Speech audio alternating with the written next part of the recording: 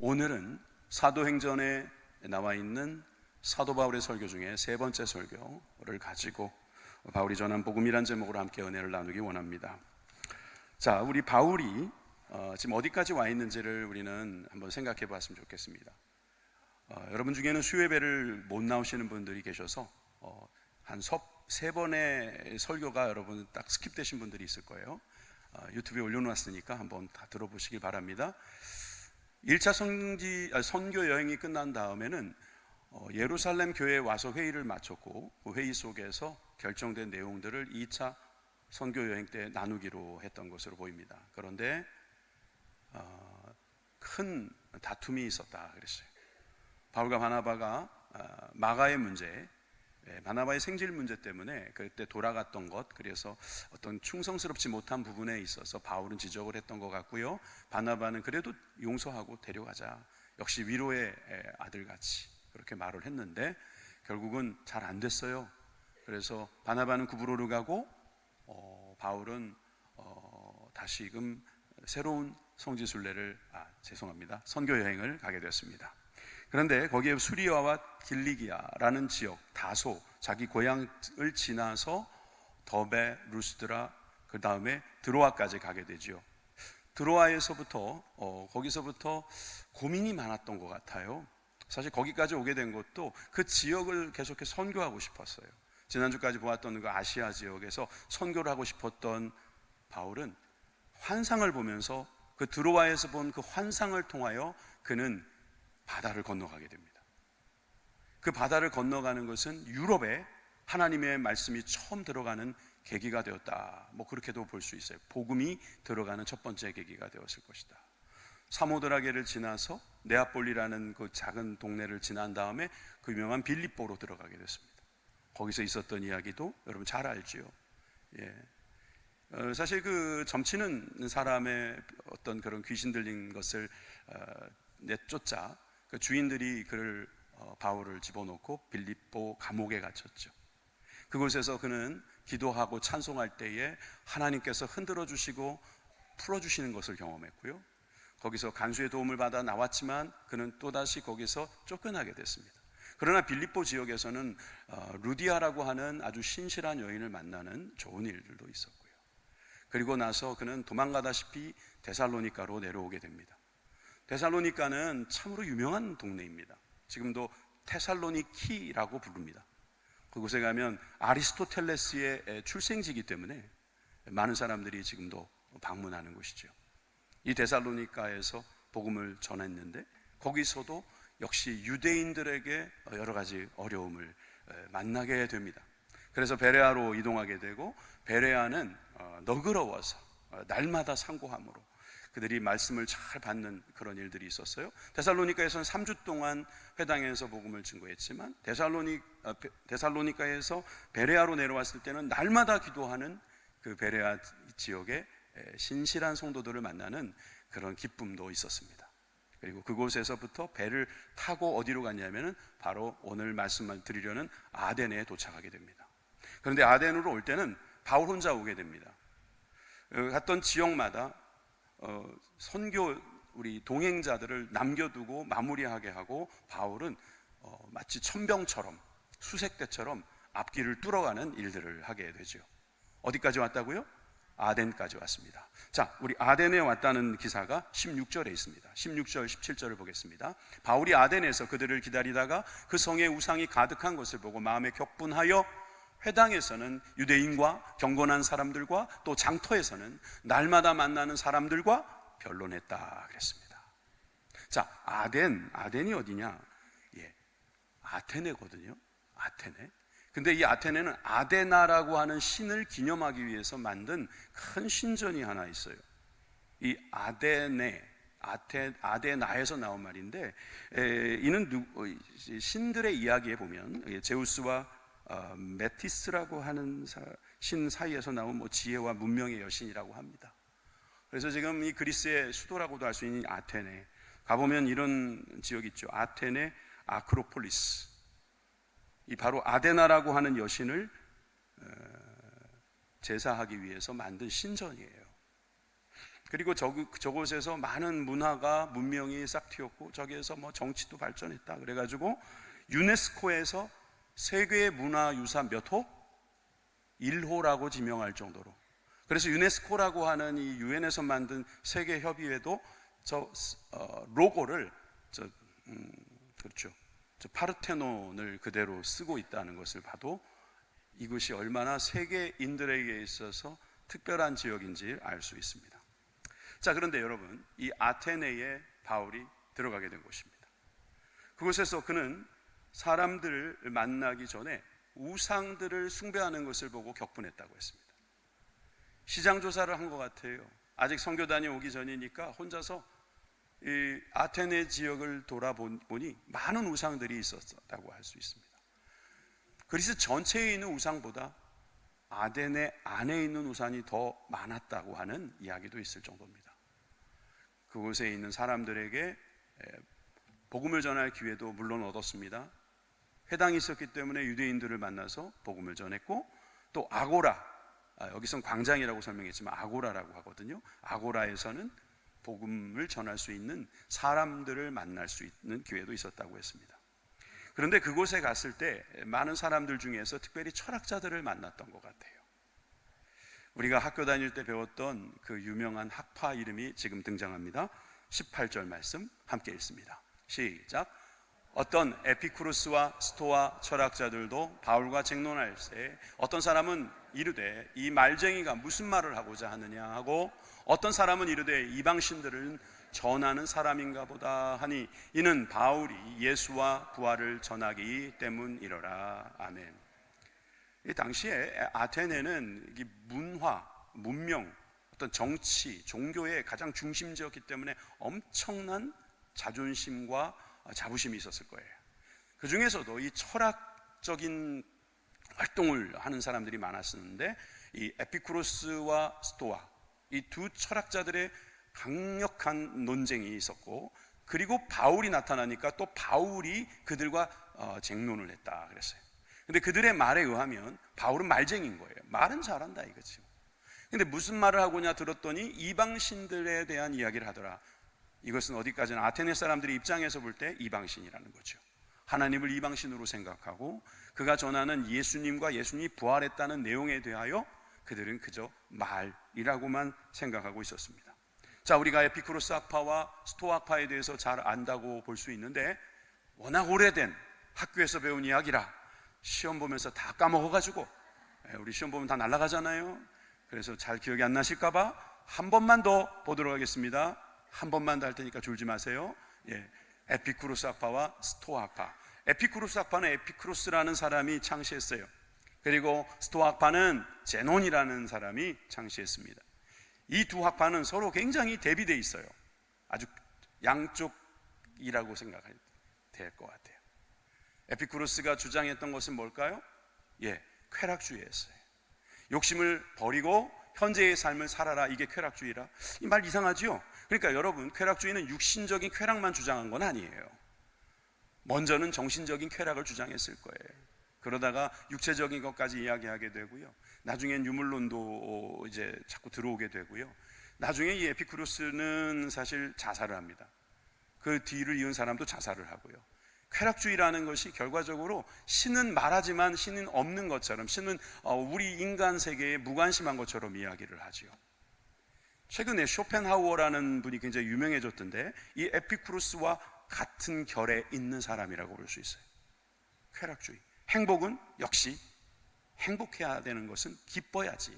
우리가 살 때 현재의 욕심 좀 버리고 지금 현재 이거에 집중하면 우리는 충분히 행복할 수 있다, 그렇게 주장하고 있어요. 그러나 여러분, 제논이 창시했던 이 스토아는 또 반대의 이야기를 합니다. 금욕주의예요. 왜냐하면 이 우주 전체를 조화롭게 살지 않으면 우리는 행복할 수 없다고 생각하는 거예요. 아주 인과응보적인 사고를 했죠. 그래서 우리가 금욕을 통해서 우리는 더 행복해질 수 있다, 이렇게 주장하는 거예요. 쾌락주의, 금욕주의, 양극단에서 서로 싸우고 있는 이 상황에 아테네는 항상 이런 논쟁이 가득했던 지역이라고 볼 수 있어요. 여기에 바울이 들어간 것입니다. 바울이 들어가서 전도를 할 때, 자, 어떻게 전도를 했을까? 저는 세 가지로 오늘 나누어서 이야기하려고 합니다. 전도의 방법, 그리고 전도의 내용, 그리고 전도의 결과에 대해서 말씀드리고자 합니다. 첫째, 전도의 방법입니다. 듣는 이의 눈높이로 해야 한다는 것입니다. 바울은 늘 그랬지만 여기서도 눈높이를 맞춥니다. 어떻게 21절에 보니까 아덴 사람과 거기서 나그네된 외국인들이 가장 새로운 것을 말하고 듣는 것 위에 달리 시간을 쓰지 않음이로라. 새 거 좋아한다는 걸 알아냈습니다. 근데 요즘 우리도 그렇지 않습니까? 신상 좋아합니다. 어떤 분은 동네에 새로운 식당이 나오면 꼭 한번 가보신다는 분이 있습니다. 그러니까 새 것은 그동안 있었던 거랑은 다른 모습을 갖고 있기 때문에 누구에게나 관심이 있을 수 있죠. 새로운 이야기가 뭘까? 그걸 찾아다니는 사람들 앞에 지금 바울은 서 있게 되는 것이죠. 물론 전도라는 것은 그런 사람들에게만 전하는 것은 아니지만 그런 사람들의 필요를 무시하지 않는 것, 여기에서부터 시작하는 것을 알 수 있습니다. 22절에 보니까 그가 어디에 가게 되는가 봤더니 아레오바고라는 곳에 가게 됩니다. 자세히 읽어보면 바울이 아레오바고 가운데 서서 말하되 그랬는데 이 아레오바고에 아무나 설 수 없었던 기록이 있습니다. 그래서 이 아레오바고에서 설교 이런 걸 통해서 많은 사람들에게 자신의 생각을 발표할 수 있는 곳이라고도 할 수 있습니다. 아레오바고가 무슨 뜻인가 궁금하실 겁니다. 사실 아레오파고스라고도 합니다. 아레오파고스. 지금 이 그리스의, 지금 현재 그리스라는 나라의 대법원도 아레오파고스라고 불러요. 아레오바고라고 부른다고요. 왜냐하면 여기가 아레스의 언덕이라는 뜻이 있거든요.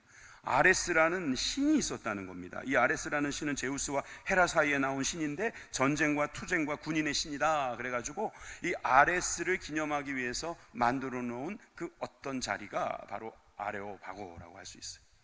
지금도 가보면 아레오바고가 남아 있습니다. 아레오바고 이렇게 생겼어요. 어디가 아레오바고예요? 저기예요? 여기예요? 예, 여기가 바로 아레오바고입니다. 언덕이에요, 언덕. 저도 저기 올라가 봤는데 올라갈 때 조심하셔야 합니다.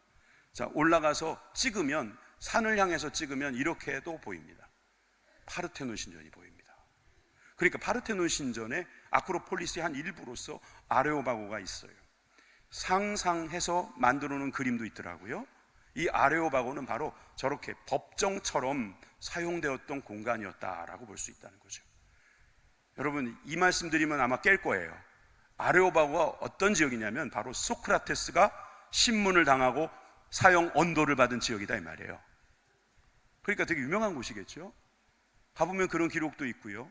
사도행전 17장이 통째로 기록도 돼 있어요.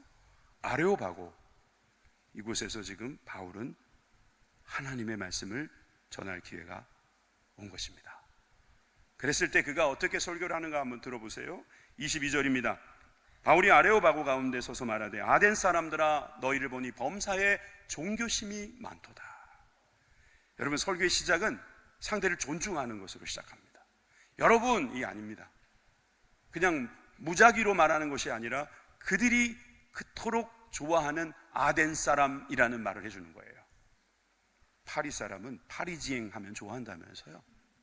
뉴욕 사람들은 뉴요커 하면 좋아한다면서요. 예, 에덴 사람들아 너희를 보니 범사에 종교심이 많도다. 종교라는 말은요, 마루종자를 써서 가장 높은 가르침이라고 했어요. 여러분들은 지식에 대한 관심이 많군요. 이렇게 말하면서 그는 23절에 자신이 두루 다니면서 그들이 했던 일들을 보았는데 그 중에서 한 가지 접촉점을 찾아냈습니다. 알지 못하는 신에게라고 새긴 단도 보았다는 겁니다. 그리고 너희가 알지 못하는 것을 이제 알게 해주겠다라고 하면서 그들의 관심을 끌어당기고 있는 거예요. 이런 이야기입니다. 이 아테네에는 많은 신들의 형상이 남아있어요. 그런데 그 신들은 본인들이 알고 있는 신을 형상화한 것인데 세상에는 모르는 신도 있을 것이다 라고 생각하는 거예요. 왜 일본은 가까운 일본에 가면 부뚜막에도 신이 있고 뭐 도마에도 신이 있고 칼에도 신이 있다고 그러잖아요. 그런 식으로 모든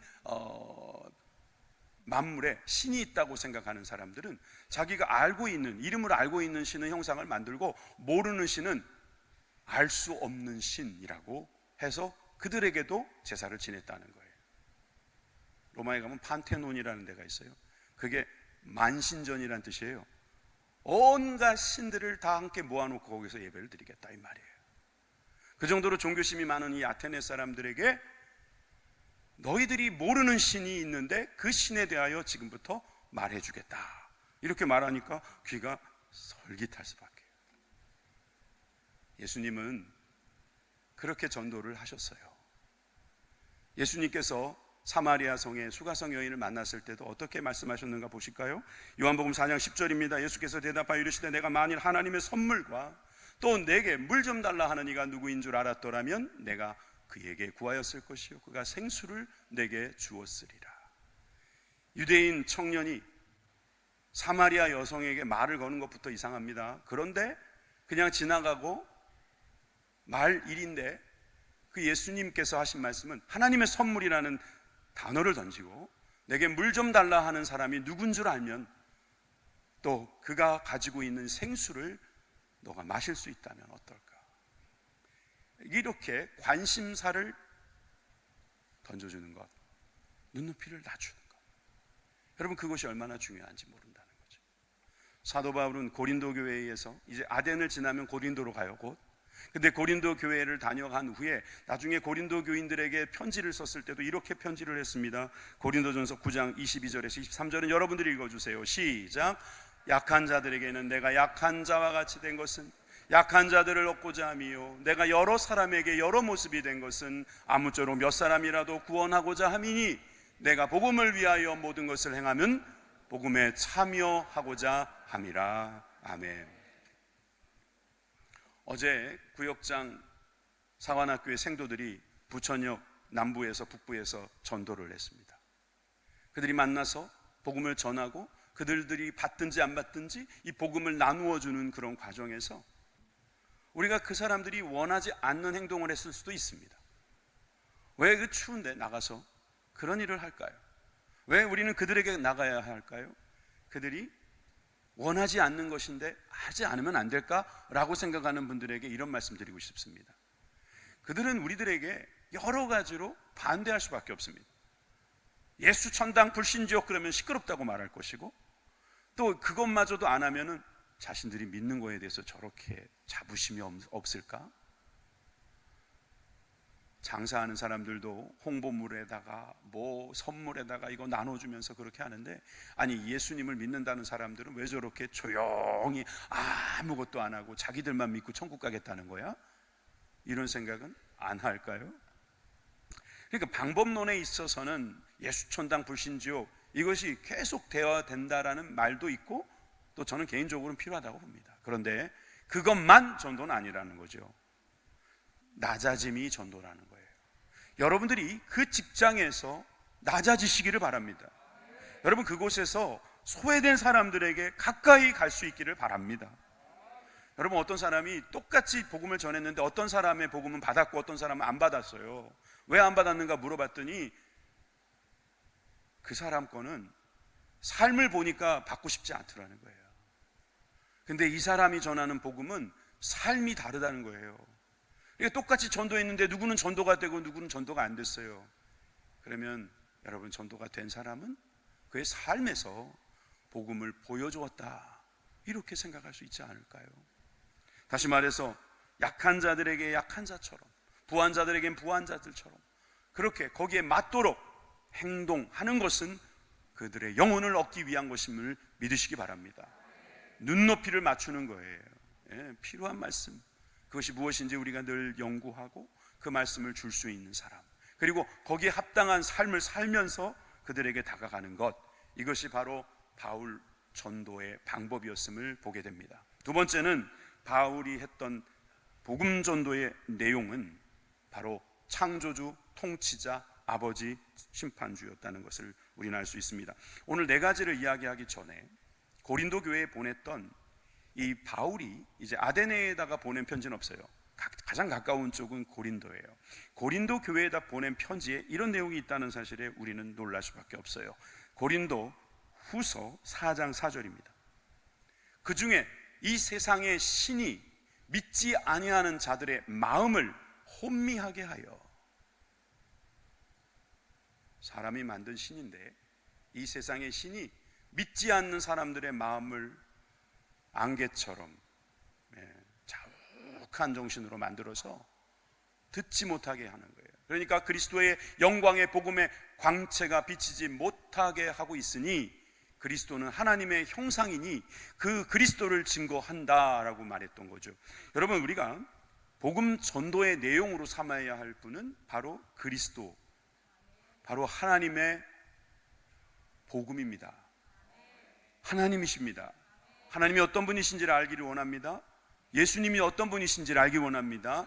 여러분, 우리가 하나님, 예수님, 성령님을 아는 것이 우리들에게 힘이고 이것이 바로 우리들이 전도해야 될 내용인 줄 믿으시기 바랍니다. 첫째는 창조주 하나님에 대하여 바울은 말했습니다. 창조주 하나님. 24절에서 27절에 그 내용이 나오죠. 우주와 그 가운데 있는 만물을 지으신 하나님께서는 천지의 주제시니 손으로 지은 전에 계시지 아니하시고, 이때쯤 바울은 아마 아레오바고에서 파르테논 신전을 향하여 손을 높이 들고, 만물의 하나님께서는 천지의 주제이십니다. 손으로 만든 저 전과 같이 만든 곳에 계시지 않는다, 그렇게 말하면서 아마 설교를 했을 것 같아요. 이는 만물의 생명과 호흡과 만물을 창조하는 이시기 때문이다. 하나님은 어떤 분이냐면 사람이 만든 집에 계실 분이 아니라는 거예요. 그것은 솔로몬이 지은 성전에서도 했던 말씀입니다. 하나님은 사람이 만든 곳에만 계시는 분이 아니에요. 어디에나 계시는 분이에요. 왜냐하면 그 만물을 창조하신 분이시기 때문입니다.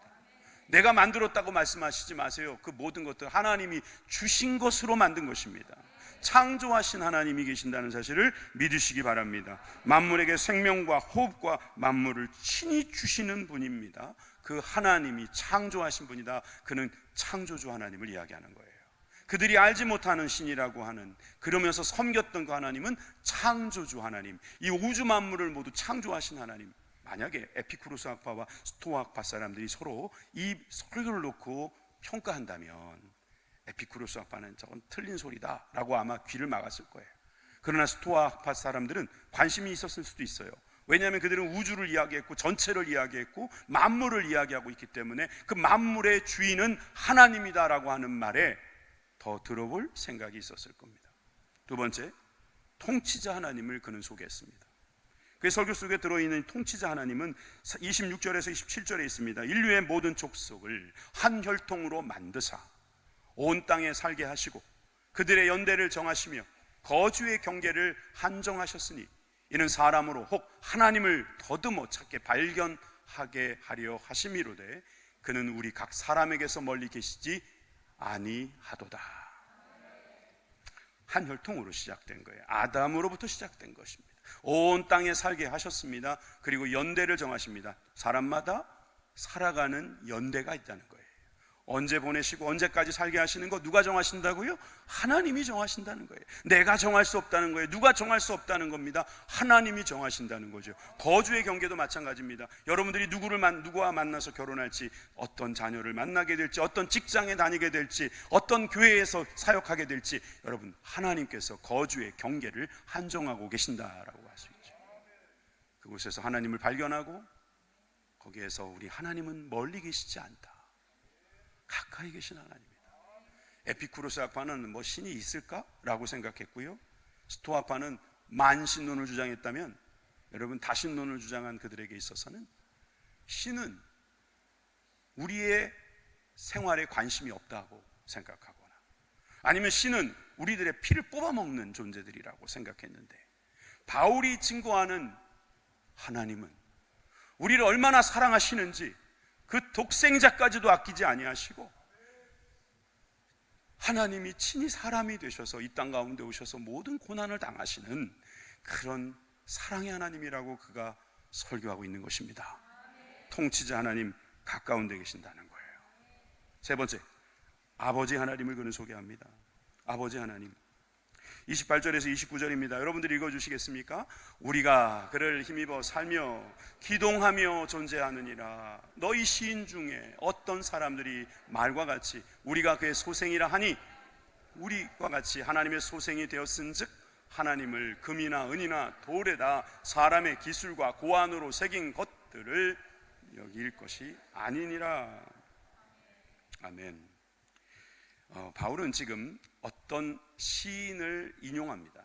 그 전에 그를 힘입어, 즉 하나님을 힘입어 살며 기동하며 존재한다. 멋진 단어지 않습니까? 성경에 이런 좋은 단어들을 많이 쓰십시오. 우리는 주님을 힘입어 살며 기동하며 존재합니다. 우리가 이렇게 살아가고 막 움직이면서 존재할 수 있는, 무슨 일을 하고 무슨 일을 정말 이뤄내고 이러는 것들을 하는데, 우리가 어떤 존재이기 때문에 가능한지를 어느 시인의 이야기를 인용합니다. 이 시인의 이야기는 성경의 시인이 아니에요.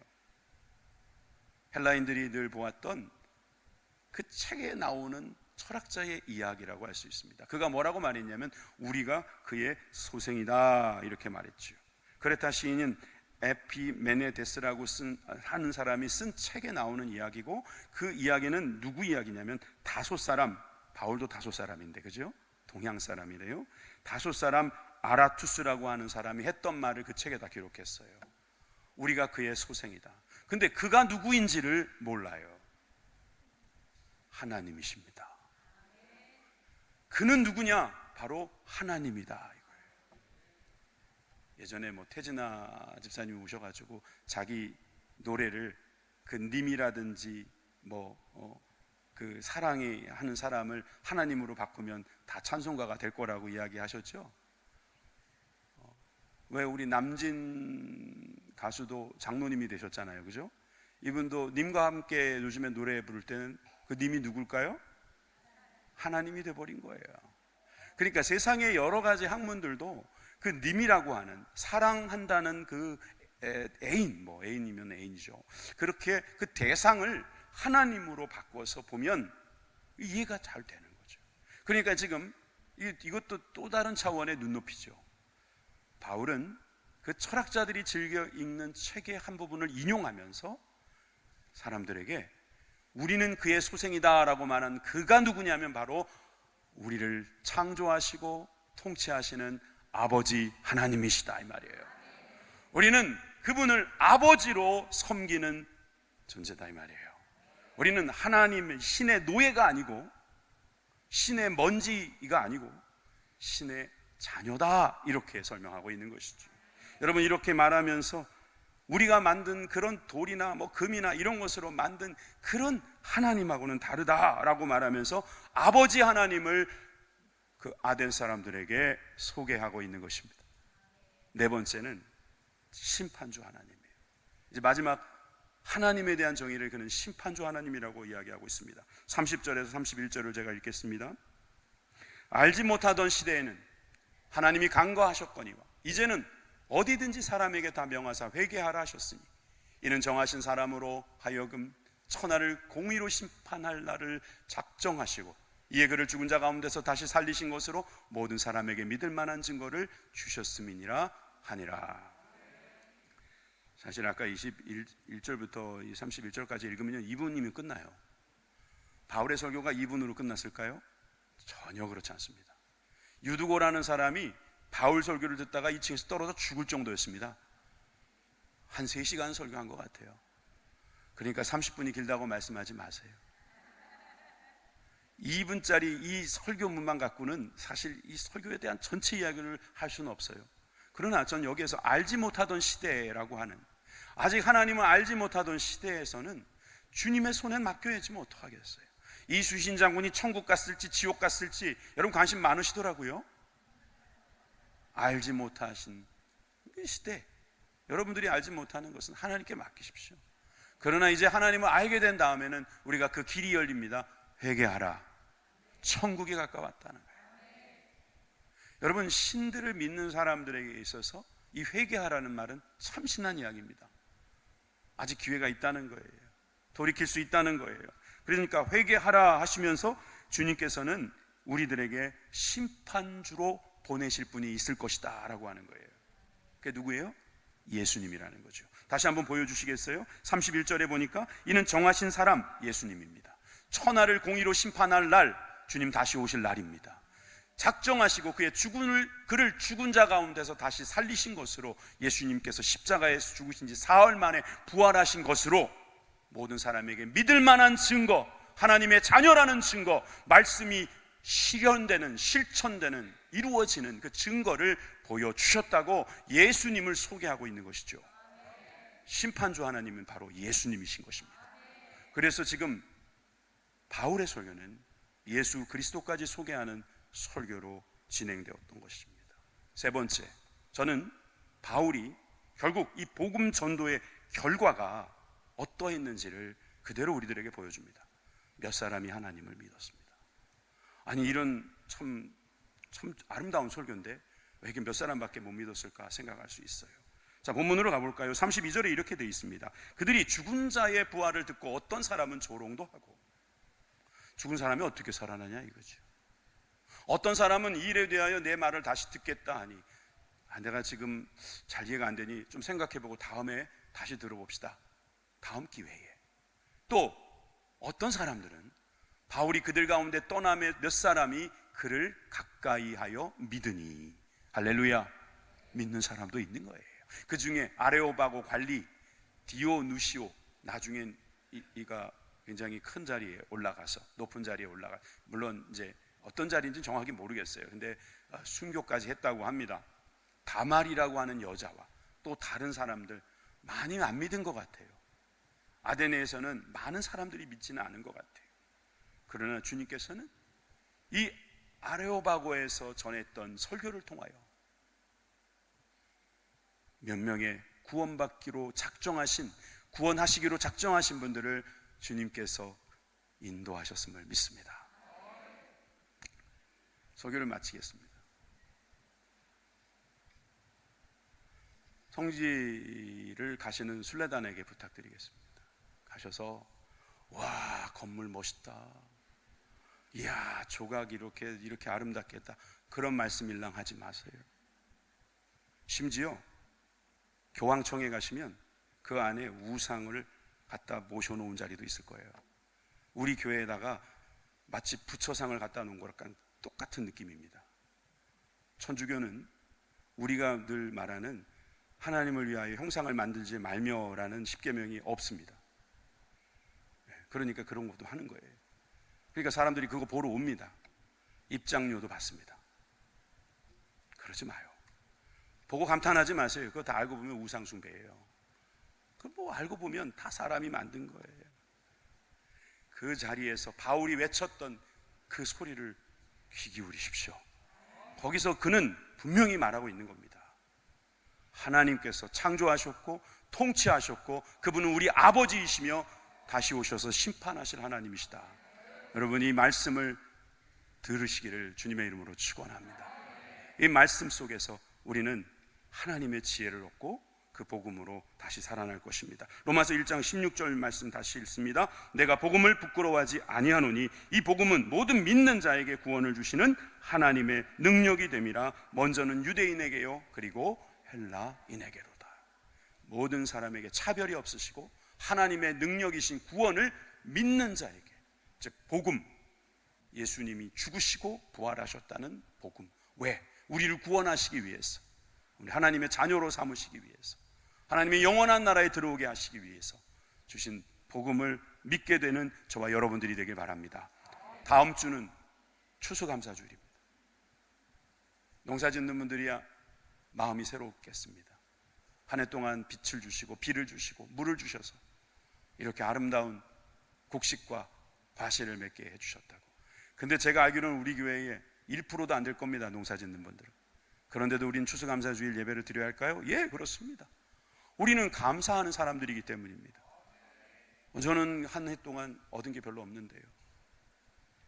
왜 없습니까? 지금 바울의 설교만 봐도 4가지는 있지 않습니까? 우리를 창조하시고 통치하시고 우리 아버지가 되어주시고 우리에게 심판 주러 오신다는 것, 심판을 면하게 해주시는 예수 그리스도의 구원이 있다는 것만으로도 우리의 감사는 넘쳐야 할 것입니다. 감사가 되는 한 주간이 되시고 감사가 넘치는 우리 추수감사주일이 되시기를 주님의 이름으로 축원합니다. 기도하겠습니다.